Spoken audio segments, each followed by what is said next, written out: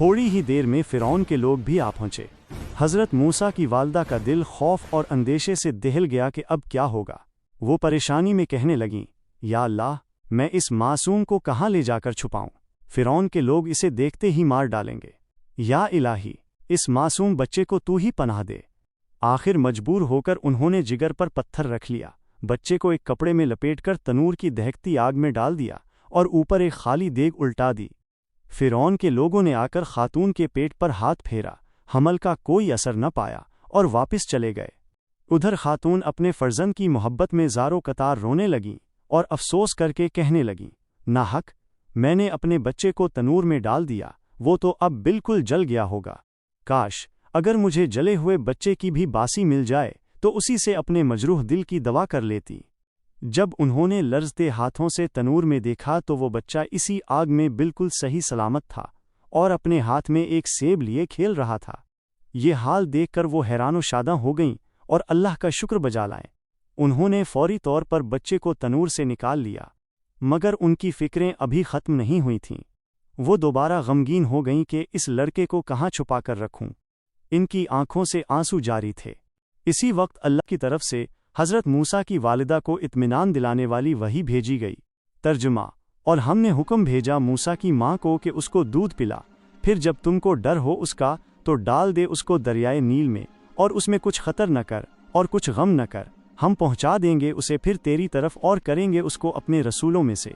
हज़रत मूसा की वालिदा ये अजीम बशारत पाकर बहुत खुश हुईं, उनके दिल में सुकून पैदा हो गया। उन्होंने एक संदूकचा बनाने के लिए एक बढ़ई को तलाश करना शुरू किया। फ़ौरन हज़रत जिब्राईल अलैहिस्सलाम बढ़ई की सूरत में उनके सामने आ खड़े हुए और एक मजबूत संदूकचा बनाकर चले गए। उन्होंने मूसा को खूब दूध पिलाया, बेहतरीन रेशमी कपड़े में लपेटकर उस संदूकचा में रखा और ताला लगाकर दरियाए नील में डाल दिया। दूसरी रिवायत के मुताबिक जब हज़रत मूसा की वालिदा चुपके से बढ़ई को घर में लाएं तो एक हमसाया उस राज से मतला हो गया और वो उसकी खबर फ़िरऔन को देना चाहता था। जब वो फ़िरऔन के पास इस ख़तरनाक इरादे से गया और ख़बर देने का इरादा किया तो अल्लाह के हुक्म से उसकी ज़ुबान गूंगी हो गई।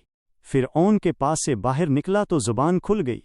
ये देखकर उसने तकरीबन 7 मरतबा कोशिश की, लेकिन हर बार फ़िरऔन के करीब पहुँचते ही उसकी ज़ुबान गूंगी हो जाती थी। आखिरकार वो मजबूर होकर अपने इरादे से बाज आ गया, तौबा की और अल्लाह पर ईमान ले आया और फिर ये बात किसी से भी न कही। हज़रत मूसा की वालदा ने अपनी बेटी मरियम से कहा, ए बेटी, तो उस संदूकचे को देखती हुई दरिया के किनारे किनारे चली जा, कहीं ऐसा न हो कि कोई शख्स देखे। अल्लाह ताला ने फरमाया, तर्जुमा: और कह दिया उसकी बहन को कि उसके पीछे चली जा।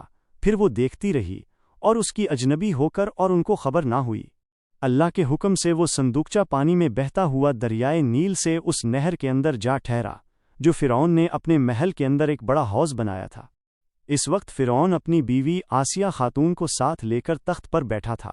अचानक इन दोनों की नज़र इस संदूकचे पर जा पड़ी। फ़िरौन ने आसिया की तरफ मुताज्जिब होकर कहा, ये क्या चीज़ है जो पानी पर बहती है? दोनों तख्त शाही से उठे और करीब जाकर देखा कि एक संदूकचा है। फ़िरौन ने चाहा कि उसे अपने हाथ से उठाए, लेकिन वो संदूकचा उसके हाथ में ना आया, क्योंकि फ़िरौन मरदूद, काफिर व मुशरिक और पलीद था। उसके बाद आसिया खातून जो कि मोमिना थीं, उन्होंने अपने हाथ दराज किए और वो संदूकचा आसानी से अपने हाथों से उठा लिया और फ़िरौन के सामने लाकर रखा। फ़िरौन ने उसे खोलने की बहुत कोशिश की, लेकिन वो उसे ना खोल सका और थक कर बैठ गया। फिर आसिया खातून ने बिस्मिल्लाह पढ़कर संदूकचा को खोला। इसमें देखा तो एक महताब सूरत लड़का था। उसके नूर से फ़िरौन का सारा घर रोशन हो गया। अल्लाह ताला ने हज़रत मूसा अलैहिस्सलाम को ऐसी नेक सूरत दी थी कि जो कोई उनकी तरफ देखता फरिफ्ता हो जाता था। मुजज़ाना तौर पर उस बच्चे की मोहब्बत फ़िरौन के दिल में भी डाल दी गई। आसिया खातून ने फ़िरौन से कहा, मुझे फ़र्जंद नहीं है, मैं उसको पालूंगी। बास कहते हैं कि आसिया खातून बनी इसराइल से ताल्लुक़ रखती थीं और हज़रत मूसा की चचाज़ाद बहन थीं और वो अच्छी तरह अपने ख्वेश बिरादर को पहचानती थीं। आसिया खातून ने फ़िरौन से लजाजत की, देखो, ये लड़का तुम्हारा और मेरा नूर चश्म है, उसको न मारना, क्योंकि हम इसको पालेंगे। अल्लाह ताला ने फरमाया, तर्जुमा: और बोली फ़िरौन की औरत, आँखों की ठंडक है ये लड़का मुझको और तुमको, ना मारो इसको, शायद ये हमारे काम आवे या बिना लीमे उसको बेटा अपना। और वो इस बात को न समझते थे। فرعون جانتا تھا کہ یہ لڑکا بنی اسرائیل میں سے کسی نے خوف سے دریا میں ڈالا ہے، مگر آسیہ کی عشق و محبت نے اسے مجبور کر دیا، اور اس نے کہا، اگر ایک لڑکا نہ مارا تو کیا ہوا، اور اسے نہ مارا۔ فرعون کے یہاں ایک بیٹی تھی جو برس کی بیماری سفید داغ میں مبتلا تھی۔ وہ آئی اور دیکھا کہ لڑکا رو رہا ہے اور اس کے منہ سے رال گرتی ہے۔ اس نے جلدی سے آ کے اس بچے کو اٹھا لیا اور اپنی گود میں بٹھا لیا۔ اللہ کے فضل و کرم سے حضرت موسیٰ علیہ السلام کے منہ سے جو لعاب نکل رہا تھا وہ اس لڑکی کے برس کے دھبوں پر لگا تو اس کی برس کی بیماری جاتی رہی اور وہ بالکل ٹھیک ہو گئی۔ یہ دیکھ کر آسیہ خاتون نے خوشی سے سرشار ہو کر فرعون سے کہا، دیکھو یہ کیسا مبارک لڑکا ہے، اس کے منہ کی رال تمہاری بیٹی کے بدن پر لگی تو اس کے بدن سے برس کی بیماری جاتی رہی۔ فرعون نے اپنی بیٹی کو بلایا اور دیکھا کہ واقعی وہ ٹھیک ہو گئی ہے۔ تب فرعون نے حضرت موسیٰ علیہ السلام کو پیار کرتے ہوئے اپنی گود میں لے لیا۔ فرعون نے دودھ پلانے کے لیے تمام شہر کی دائیوں کو بلایا، مگر حضرت موسیٰ علیہ السلام نے کسی دائی کا دودھ نہ پیا۔ اللہ تعالیٰ نے فرمایا، ترجمہ، اور حرام کر دیا ہم نے اوپر اس کے دودھ دائیوں کا پہلے سے، پس خواہر موسیٰ موجود تھیں، وہ بولیں کہ کیا میں بتاؤں تمہیں ایک گھر والی کو کہ پائے اس کو واسطے تمہارے اور وہ واسطے اس کے بہت خیر خواہ ہے۔ یہ سن کر فرعون نے کہا، لے آؤ ان کو۔ حضرت موسیٰ کی بہن مریم دوڑی ہوئی اپنی ماں کے پاس گئیں اور خوشی سے بولیں، اے ماں، میرے اللہ نے ہم پر مہربانی کی ہے، چلو تم میرے بھائی کو دودھ پلانے۔ اور فرعون بلاتا ہے، اسے یہ معلوم نہیں کہ وہ تمہارا بیٹا ہے، تم چلو، کیونکہ میں نے اجنبی طور پر تمہاری بات فرعون سے کہی ہے۔ حضرت موسیٰ کی ماں خوشی سے سرشار ہو کر فرعون کے گھر آئیں۔ وہاں آ کر دیکھا کہ حضرت موسیٰ کسی کا دودھ نہیں پی رہے ہیں۔ جب حضرت موسیٰ کی والدہ نے ان کو اپنی گود میں لیا اور اپنا دودھ پلانا چاہا تو انہوں نے فوراً دودھ پینا شروع کر دیا۔ حضرت موسیٰ کی ماں کی خواہش تھی کہ فرعون اور اس کے گھر والوں سے کہہ دیں کہ یہ بیٹا میرا ہے۔ تب نور الہی سے ان کے دل میں القاء ہوا کہ اے خاتون، یہ راز پوشیدہ رکھو۔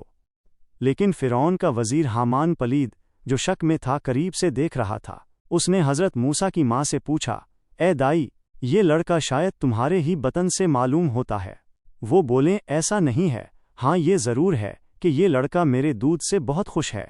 فرعون نے حضرت موسیٰ کی ماں سے کہا کہ تمہیں اپنے دودھ پلانے کی اجرت ہر روز 1 دینار ہم سے لے لیا کرو۔ اس طرح حضرت موسیٰ علیہ السلام کی ماں ماہانہ 30 دینار اجرت لیا کرتی تھیں اور اپنے ہی بیٹے کو دودھ پلاتی تھیں۔ اللہ تعالیٰ نے فرمایا، ترجمہ، پھر پہنچا دیا ہم نے موسیٰ کو اس کی ماں کی طرف کہ ٹھنڈی رہے اس کی آنکھ اور وہ غم نہ کھاوے، اور جانے کے وعدہ اللہ تعالیٰ کا ٹھیک ہے لیکن اکثر ان کے نہیں جانتے۔ چند روز گزرے۔ ایک دن فرعون حضرت موسیٰ کو دیکھ کر خوش ہوا اور انہیں اپنی گود میں لے کر بوسے دینے لگا۔ حضرت موسیٰ نے معصومیت میں ایک ہاتھ سے فرعون کی داڑھی پکڑ لی اور دوسرے ہاتھ سے اس کے منہ پر ایک زوردار تمانچہ لگا دیا۔ یہ دیکھ کر فرعون شدید غصے میں آ گیا اور فوری طور پر مار ڈالنے کا حکم دیا اور کہا، شاید یہ وہی لڑکا معلوم ہوتا ہے جس کے ہاتھ سے میرا ملک تباہ و برباد ہوگا۔ اس وقت آسیہ خاتون نے جرأت سے کہا، اے فرعون، کیا تم نہیں جانتے کہ شیر خوار بچوں کا تو یہی فعل ہے، انہیں سمجھ بوجھ نہیں ہوتی، اور یہ لڑکا بنی اسرائیل میں سے نہیں ہے جو تم خیال کرتے ہو۔ اس کے آزمانے کے لیے حامان نے سونے کے 2 تشت منگوائے، ایک تشت میں آگ کے انگارے رکھے اور دوسرے میں سرخ یاقوت بھر کر حضرت موسیٰ کے سامنے لا کر رکھے۔ حامان نے کہا، اگر یہ لڑکا آگ کے تشت میں اپنا ہاتھ ڈالے گا تو سمجھنا کہ یہ بنی اسرائیل کی قوم سے نہیں ہے، اور اگر یہ یاقوت کے تشت میں ہاتھ رکھے گا تو سمجھنا کہ یہ وہی لڑکا ہے جو ہمارا دشمن ہے۔ حضرت موسیٰ نے چاہا کہ اپنا ہاتھ اس چمکدار یاقوت والی تشت میں ڈالیں، جو کہ ایک بچہ کی فطری خواہش تھی۔ اسی وقت اللہ تعالیٰ کے حکم سے جبرائیل علیہ السلام نے آ کر ان کا ہاتھ پکڑا اور آگ کے تشت میں ڈال دیا۔ حضرت موسیٰ نے اسی تشت سے ذرا سی آگ لے کر اپنے منہ میں رکھ لی، جس سے ان کی زبان مبارک تھوڑی سی جل گئی۔ یہ دیکھتے ہی آسیہ خاتون نے فرعون سے کہا، تم نے دیکھا، بچے نے آگ پکڑ کر اپنے منہ میں ڈال لی، یہی خصائل بچوں کے ہوتے ہیں۔ یہ سن کر فرعون پرسکون ہو گیا، انہیں گود میں لیا، پیار کیا اور پھر ان کی ماں کے حوالے کر دیا۔ ایک روایت سے معلوم ہوتا ہے کہ حضرت موسیٰ کی زبان اسی طفولیت میں فرعون کے گھر میں جلی تھی، جس کی وجہ سے وہ بعد میں گفتگو میں تھوڑا لکلاتے تھے۔